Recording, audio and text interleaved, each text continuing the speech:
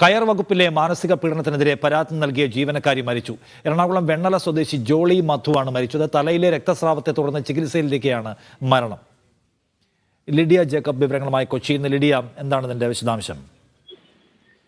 അത് വെണ്ണല സ്വദേശി ജോളി മധുവാണ് ഇപ്പോൾ മരിച്ചിരിക്കുന്നത്. കൊച്ചി അമൃത ആശുപത്രിയിലായിരുന്നു അന്ത്യം ഉണ്ടായത്. ജോളി കയർ ബോർഡിലെ ജീവനക്കാരിയാണ്. മുൻപ് കയർ ബോർഡിൽ വലിയ രീതിയിലുള്ള മാനസിക പീഡനം താൻ അനുഭവിക്കുന്നു എന്ന പരാതി നൽകിയിരുന്നു. ആ പരാതി പല മാധ്യമങ്ങളും നൽകിയത് കൂടിയാണ്, വാർത്ത നൽകിയത് കൂടിയാണ്. ഇത്തരത്തിൽ ബോർഡിലെ മറ്റ് ജീവനക്കാരും ഉന്നത ഉദ്യോഗസ്ഥരും തന്നെ മാനസികമായി പീഡിപ്പിക്കുന്നു, തനിക്ക് വലിയ രീതിയിലുള്ള മാനസിക ബുദ്ധിമുട്ടുണ്ടാക്കുന്നു എന്ന ജോളി നിരന്തരം പരാതി നൽകിയിരുന്നു. കുടുംബം ഇത് പറഞ്ഞിരുന്നു. അതായത് ജോളിയുടെ നില ഗുരുതരമാകാനുള്ള ഒരു കാരണം ഇത്തരത്തിൽ വലിയ മാനസിക പീഡനം അനുഭവിക്കുന്നത് കൊണ്ടാണ് എന്ന് കുടുംബവും പരാതി നൽകിയിരുന്നു. അത്തരത്തിൽ ജോളിയെ കുറച്ചു നാളുകൾക്ക് മുൻപ് തലയിലെ രക്തസ്രാവത്തെ തുടർന്ന് ആശുപത്രിയിൽ പ്രവേശിച്ചു. ഒരു ക്യാൻസർ അതിജീവിത കൂടിയാണ് ജോളി.